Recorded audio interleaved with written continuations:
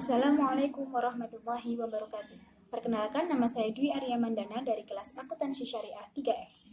Video ini dibuat untuk memenuhi tugas ujian tengah semester mata kuliah makro dan mikroekonomi. Yang pertama adalah konsep dasar ilmu ekonomi. Ilmu ekonomi adalah ilmu yang mempelajari tentang segala usaha manusia untuk mencukupi segala kebutuhan mereka yang tidak terbatas dengan ekonomi yang terbatas, demi untuk mencapai suatu kemakmuran.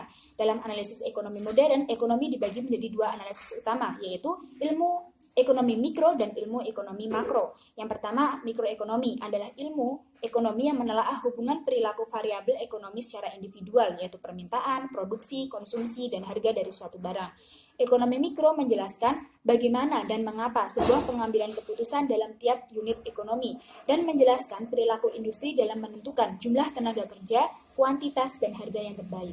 Sedangkan ekonomi makro adalah studi mengenai perekonomian secara agregat atau menyeluruh, yang meliputi analisis perilaku perekonomian secara agregat seperti perubahan pendapatan agregat, perubahan harga secara umum, dan tingkat pengangguran. Tanpa terlalu menaruh banyak perhatian bagi hal-hal yang bersifat rinci, data-data pada ekonomi makro akan menjadi pertimbangan penting bagi ahli ekonomi makro sebagai rekomendasi kepada para pembuat kebijakan atau pemerintah untuk mengetahui bagaimana kondisi perekonomian atau bahkan mengukur kinerja perekonomian pada suatu negara.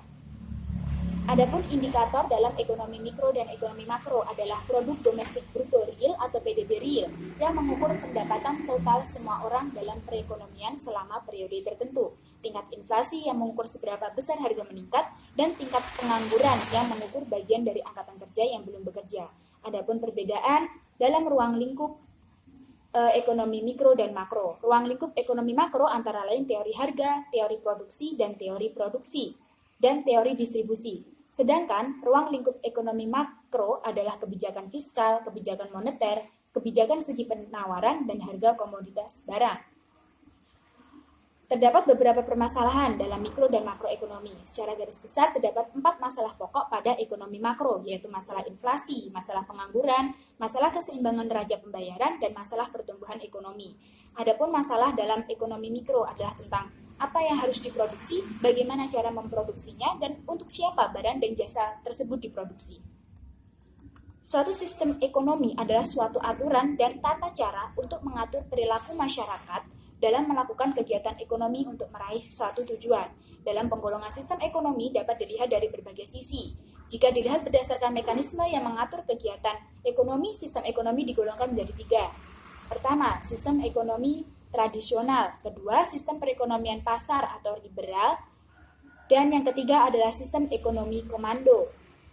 Sedangkan sistem ekonomi yang dianut oleh Indonesia dari masa Orde Baru hingga sekarang antara lain sistem ekonomi demokrasi, sistem ekonomi kerakyatan, dan sistem ekonomi yang kita pakai saat ini adalah sistem ekonomi Indonesia yang diatur dalam Undang-Undang Dasar 1945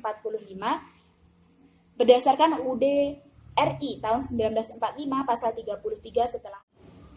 Yang kedua adalah permintaan. Permintaan atau demand adalah jumlah barang atau jasa yang ingin dan mampu dibeli oleh konsumen dalam tingkat harga dan waktu tertentu. Faktor yang mempengaruhi permintaan adalah harga barang itu sendiri, harga barang lain yang berkaitan erat dengan barang tersebut, pendapatan rumah tangga, dan pendapatan rata-rata masyarakat, corak distribusi pendapatan dalam masyarakat, jumlah penduduk, dan ramalan mengenai keadaan di masa yang akan datang. Hukum permintaan menyatakan makin rendah harga suatu barang, maka makin banyak permintaan barang terhadap barang tersebut. Sebaliknya, makin tinggi harga suatu barang, maka akan semakin sedikit permintaan terhadap barang tersebut. Sifat ini disebabkan karena kenaikan harga menyebabkan para pembeli akan mencari barang lain yang dapat digunakan sebagai pengganti barang yang mengalami kenaikan harga tersebut. Kenaikan harga ini menyebabkan pendapatan real para pembeli berkurang, sehingga akan mengurangi pembeliannya terhadap jenis barang tersebut. Kurva permintaan dapat didefinisikan sebagai suatu barang yang menggambarkan sifat hubungan antara harga suatu barang tertentu dengan jumlah barang yang diminta para pembeli. Kurva permintaan berbagai jenis barang umumnya menurun dari kiri ke kanan bawah. Kurva yang demikian ini disebabkan oleh sifat hubungan yang terbalik. Kalau salah satu variabel naik, maka variabel lain akan menurun. Adapun kurva permintaan perseorangan dan pasar. permintaan perseorangan atau individu, yaitu sejumlah permintaan yang bersumber dari masing-masing orang secara personal. Sedangkan permintaan pasar atau yang dikenal dengan permintaan kolektif merupakan sejumlah permintaan oleh kumpulan individu tertentu pada periode tertentu yang sama. Untuk memperoleh kurva permintaan pasar, kurva permintaan berbagai individu dalam pasar harus dijumlahkan. Selanjutnya adalah permintaan agregat. Dalam perekonomian tertutup adalah jumlah seluruh komponen pengeluaran konsumsi yang dilakukan oleh sektor rumah tangga, pengeluaran untuk investasi, dan juga belanja pemerintah terhadap barang dan jasa domestik. Dengan demikian, permintaan agregat akan menghubungkan antara output total yang dihasilkan oleh suatu ekonomi dengan tingkat harga umum yang berlaku, atau seberapa banyak suatu barang dan jasa yang diminta oleh masyarakat pada tingkat harga tertentu. Sehingga secara matematis, permintaan agregat adalah AE sama dengan C ditambah I ditambah G. Kurva permintaan agregat menunjukkan hubungan antara tingkat harga atau P dan jumlah barang dan jasa yang diminta atau G. Kurva itu digambarkan untuk nilai jumlah uang yang beredar atau pada M tertentu. Jika jumlah uang yang beredar berubah, maka kombinasi yang mungkin dari P dan Y juga berubah, yang berarti kurva permintaan agregat akan bergeser. Beberapa faktor yang menyebabkan kurva permintaan mengalami pergeseran adalah perubahan harga barang itu sendiri, perubahan pendapatan, perubahan selera, dan perubahan ekspektasi. John Maynard Keynes berpendapat bahwa perubahan tingkat harga berpengaruh kepada tingkat pendapatan nasional, keseimbangan melalui pengaruhnya terhadap jumlah penawaran uang nyata atau real money supply. Apabila terjadi penurunan tingkat harga atau deflasi, maka nilai real uang yang beredar dalam masyarakat akan mengalami peningkatan. Sedangkan Piaget menjelaskan pengaruh perubahan tingkat harga terhadap perekonomian melalui pengaruhnya terhadap nilai real saldo kas. Bila harga turun, nilai real saldo kas keuangan dalam rumah tangga akan naik. Untuk mengatasinya, mereka berupaya mengurangi kelebihan saldo kasnya sampai pada jumlah yang optimal dengan cara menambahkan pengeluaran konsumsi. Yang ketiga adalah penawaran.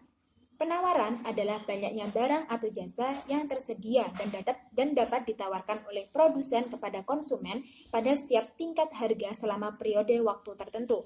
Penawaran dipengaruhi oleh beberapa faktor antara lain harga barang itu sendiri, harga barang pengganti, biaya produksi, kemajuan teknologi, pajak, dan perkiraan harga di masa yang akan datang.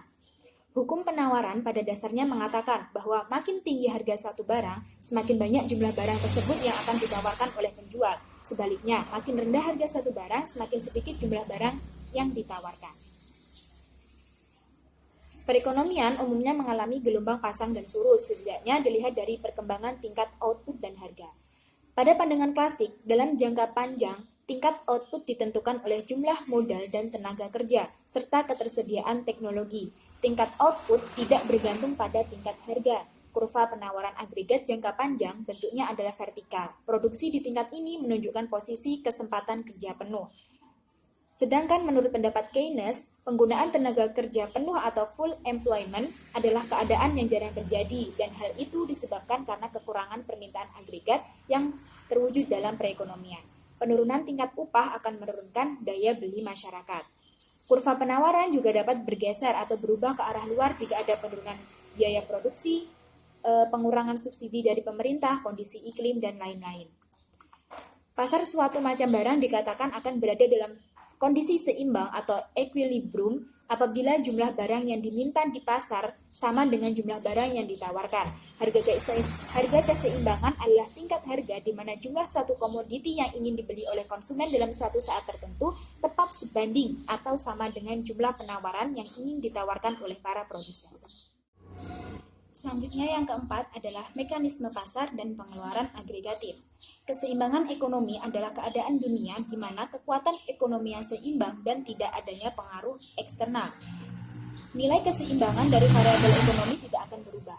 Ini adalah titik di mana kuantitas yang diminta dan kuantitas yang ditawarkan sama. Apabila ada variabel yang berubah atau tidak lagi cenderung tetap, maka keseimbangan tidak akan terjadi. Sehingga hal tersebut menyebabkan terjadinya perubahan equilibrium pasar. Keseimbangan tidak akan terjadi apabila salah satu atau kedua variabel berubah dan terjadi perubahan asumsi, baik pada sisi permintaan atau pada sisi penawaran atau pada kedua-duanya. Pengeluaran agregat adalah pengeluaran suatu biaya untuk memenuhi kebutuhan barang dan jasa yang dihasilkan dari suatu kegiatan ekonomi dalam kurun waktu tertentu atau biasa diukur dalam satu tahun tertentu. Berikut ini adalah penjelasan faktor yang mempengaruhi permintaan agregat. Pertama, konsumsi, yaitu keseluruhan penggunaan barang dan jasa yang dilakukan manusia untuk memenuhi kebutuhan hidup. Kedua adalah investasi, yaitu kegiatan perbelanjaan oleh penanam modal atau perusahaan untuk meningkatkan kapasitas memproduksi sesuatu dalam perekonomian. Dalam ekonomi makro, pendapatan masyarakat suatu negara secara keseluruhan dialokasikan kedua kategori penggunaan, yaitu untuk dikonsumsi atau untuk ditabung. Produk domestik bruto atau produk nasional bruto dan GNP umumnya digunakan sebagai indikator utama dalam perekonomian suatu negara.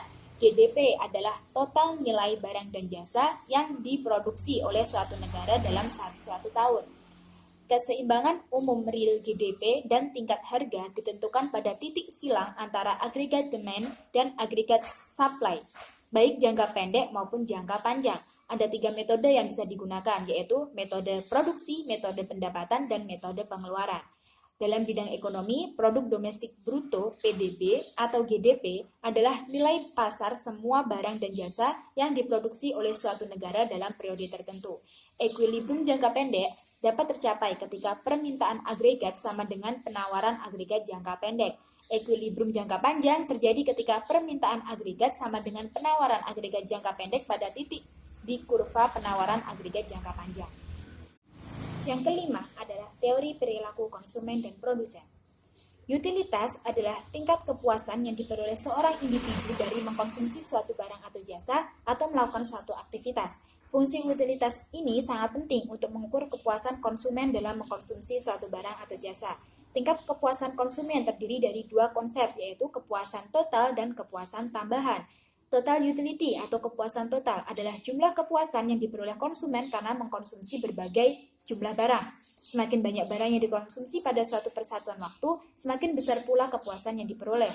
Sedangkan marginal utility atau kepuasan tambahan adalah tambahan guna total sebagai akibat tambahan satu satuan unit barang yang dikonsumsi per satuan waktu. Semakin bertambahnya barang yang dikonsumsi per satuan waktu akan memberikan tambahan yang semakin berkurang pada total utility, sampai akhirnya tidak akan menambah apa-apa. Asumsi utama ketika seseorang menganalisis perilaku konsumen akan melakukan pilihan secara rasional. Ketika konsumen pergi ke suatu pasar, maka konsumen tersebut telah mendefinisikan dengan jelas akan selera dan kesukaannya. Dengan anggaran yang terbatas dan dengan harga produk yang tertentu, seorang konsumen harus mengalokasikan anggarannya agar memperoleh sebuah kepuasan maksimum. Pendekatan yang dipakai dalam teori ordinal adalah indifferent curve, yaitu kurva yang menghubungkan titik-titik keseimbangan kombinasi untuk memperoleh 2 macam barang yang mempunyai tingkat kepuasan yang sama. Posisi kurva indifferent yang lebih tinggi selalu menjadi pilihan bagi konsumen. Selanjutnya adalah surplus konsumen, yaitu perbedaan antara jumlah maksimum yang bersedia dibayar oleh konsumen untuk sebuah produk dengan jumlah sebenarnya yang dibayar oleh konsumen. Tiap proses produksi mempunyai landasan teknis yang dalam teori ekonomi disebut fungsi produksi. Fungsi produksi adalah suatu fungsi atau persamaan yang menunjukkan hubungan antara tingkat output dan tingkat kombinasi penggunaan input. Teori produksi yang sangat sederhana menggambarkan tentang hubungan di antara tingkat produksi suatu barang dengan jumlah tenaga kerja yang digunakan untuk menghasilkan berbagai tingkat produksi barang tersebut. Yang terakhir adalah teori biaya produksi. Secara sederhana, biaya produksi dapat dicerminkan oleh jumlah uang yang diperlukan untuk mendapatkan sejumlah input, yaitu secara akuntansi sama dengan jumlah uang keluar yang tercatat. Dalam klasifikasi biaya terdapat biaya total atau total cost, yaitu biaya yang meliputi keseluruhan jumlah biaya produksi yang dilakukan oleh perusahaan untuk mendanai suatu aktivitas produksi.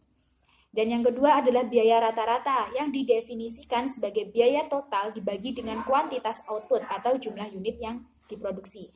Adapun beberapa tujuan penentuan biaya produksi adalah untuk memaksimalkan laba perusahaan, untuk menetapkan biaya produksi secara tepat, dan untuk mengendalikan biaya proses produksi, dan untuk membantu pengambilan keputusan jangka pendek. Ketika output bertambah, biaya rata-rata perusahaan dalam memproduksi output tersebut akan menurun, setidaknya pada satu titik tertentu. Hal ini bisa terjadi akibat beberapa alasan. Yang pertama, jika perusahaan beroperasi pada skala yang lebih besar, tenaga kerja dapat berpartisipasi dalam kegiatan yang paling produktif bagi mereka. Kedua, skala dapat memberikan fleksibilitas. Ketiga, perusahaan bisa saja memperoleh input pada biaya yang lebih rendah karena membelinya dalam jumlah yang besar, dan dengan demikian dapat menawar harga yang lebih baik. Input mungkin berubah seiring dengan berubahnya skala operasi perusahaan. Jika manajer mengambil keuntungan dari input yang berbiaya lebih rendah. Akan tetapi, pada situasi tertentu, bisa saja biaya rata-rata produksi mulai bertambah seiring bertambahnya output.